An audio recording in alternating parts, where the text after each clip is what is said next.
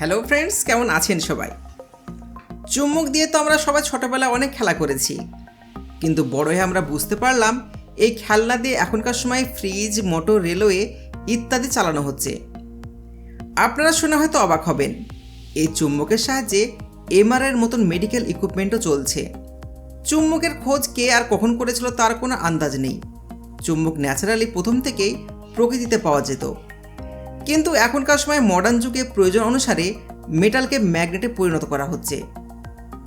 বন্ধুরা, সমস্ত মানুষের মনে এই প্রশ্নটা নিশ্চয়ই আসে, আসলে চুম্বক কিভাবে তৈরি করা হয়, আর এতে এমন কি মেশানো থাকে যার ফলে চুম্বক যে কোনো লোহিত পদার্থের সাথে চিপকে যায়।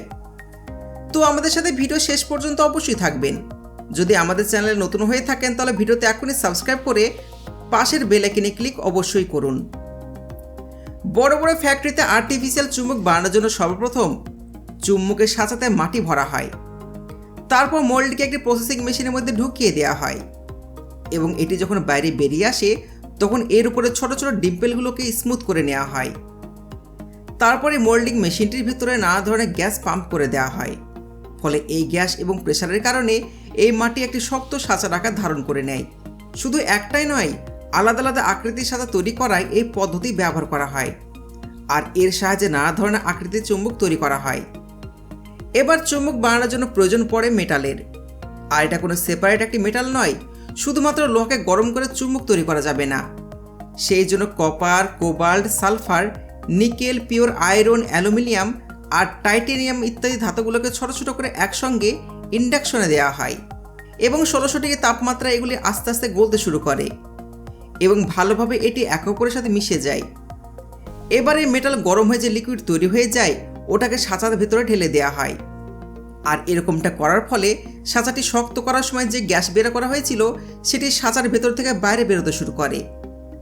যেহেতু এর তাপমাত্রা অনেক বেশি সেই জন্য এটি জ্বলতে থাকে। এবার এই মোল্ডকে ফ্যাক্টরির অন্য প্রান্তে পাঠিয়ে দেওয়া হয়। এখানে এনে সর্বপ্রথম এগুলোকে একদিকে ফেলা হয়। কিছু ওয়ার্কার স্লেজ হ্যামারের সাহায্যে এগুলির উপর আঘাত করতে শুরু করে, ফলে মোল্ডগুলি একে অপরের থেকে আলাদা হতে শুরু করে এবং ভিতরে হাওয়া ঢুকতে শুরু করে। এখন এর তাপমাত্রা অনেক বেশি আছে, যার কারণে অপারেট করা খুবই মুশকিল।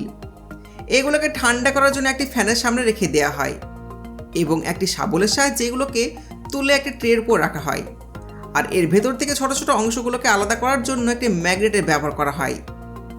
এখন আমরা যেগুলি আলাদা করে নিলাম এগুলি চুম্বক নয়, সাধারণ মেটাল, কিন্তু এবার এগুলোকে চুম্বক বানাতে হবে। এখন আমরা রিং ম্যাগনেট স্ক্রিন দেখেছি, যেটিকে কপার টিউবের আশেপাশে স্ট্যাক করে রাখা হয়েছে। এই টিউবটিকে একটি বড় এবং মোটা টিউবের মধ্যে ঢোকানো হয়, তারপর এর চারিদিকে বালি ভর্তি করা হয়। এবার এটিকে সিমেন্ট দিয়ে সিল করে দেওয়া হয়, আর কপার টিউবের জন্য উপরে যে একটু জায়গা ফাঁকা করে রাখা হয়েছিল এখান থেকে এই বড় টিউবটিকে আরও একটি ইলেকট্রিক্যাল ফার্নেসের মধ্যে পাঠানো হয়, আর ততক্ষণ পর্যন্ত এটিকে গরম করা হয় যতক্ষণ না পর্যন্ত এটি লাল হয়ে যায়। এই প্রসেসের পরের স্টেপে পাইপটিকে অনেক বেশি তাপমাত্রায় গরম করা হয় এবং এটি যখন লাল রঙের হয়ে যায় তখন এটিকে এখান থেকে বাইরে বের করে নেওয়া হয়। তারপর এটি ইলেকট্রোম্যাগনেটকে বাইরে বের করা কপার টিউবের মধ্যে ঢুকিয়ে নেওয়া হয়, আর চালু করার পর এই মেশিন লো ভোল্টেজ ও হাই কারেন্ট এই টিউবের মধ্যে দিয়ে পাস করে। তার সাথে সাথে মেশিনে চলতে থাকা পানি এই পাইপের ভিতরে মেটালকে গলতে বাধা দেয়। তারপর শুকিয়ে যাওয়া সিমেন্টকে ভাঙা হয় এবং পাইপের ভিতর থেকে মেটাল বের করে নেওয়া হয়। এখন পুরোপুরিভাবে চুম্বক তৈরি হয়ে গেছে, শুধু একটা জিনিসই বাকি আছে, আর সেটা হলো এই মুহূর্তে চুম্বকের অনেক পাওয়ার কম আছে। এবার এগুলোকে গ্রাইন্ডারের সাহায্যে ভালো করে গ্রাইন্ড করে নেওয়া হয়।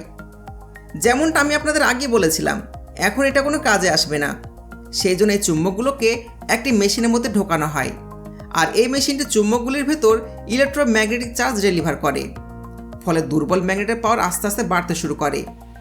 তারপর সমস্ত কাজ মোটামুটি কমপ্লিট হয়ে যায়। সমস্ত ধরনের চুম্বক এই প্রসেসের মাধ্যমে তৈরি করা হয়। যদি বার ম্যাগনেট তৈরি করা থাকে এবং যদি কালার করতে চাই তাহলে চুম্বককে পেন্টিং ডিপার্টমেন্টে পাঠাতে হয়। এখানে চুম্বকগুলির ওপরে লাল, নীল রঙের পেন্ট করা হয়। তো বন্ধুরা, আপনারা দেখলেন তো চুম্বক তৈরি করার জন্য কত খাটাখাটনি করতে হয়। না জানি কত মেটাল মিক্স করে গলিয়ে চুম্বক তৈরি করা হয়, আবার 2 থেকে 3 বার আলাদা আলাদা ম্যাগনেটিক ও ইলেকট্রিক ফিল্ডের মধ্যে দিয়ে নিয়ে যাওয়া হয়, যাতে এই মেটাল পুরোপুরিভাবে চুম্বক হতে পারে। আশা করছি ভিডিওটি দেখে আপনারা অনেক মজা পেয়েছেন আর অনেক কিছু শিখতেও পেরেছেন। এবার আপনারা বলুন আপনার পরের টপিকে কোন ভিডিও দেখতে চান, আমাদেরকে অবশ্যই কমেন্ট করে জানাবেন। আর আপনি যদি আমাদের চ্যানেলে নতুন হয়ে থাকেন তাহলে চ্যানেলকে সাবস্ক্রাইব করার সাথে সাথে পাশে নোটিফিকেশন বেল আইকনটি অন করে অল অপশন সিলেক্ট করুন, কারণ আমরা এরকমই ইনফরমেশনে পরিপূর্ণ ভিডিও প্রতিনিয়ত আপনাদের জন্য নিয়ে আসি। ধন্যবাদ।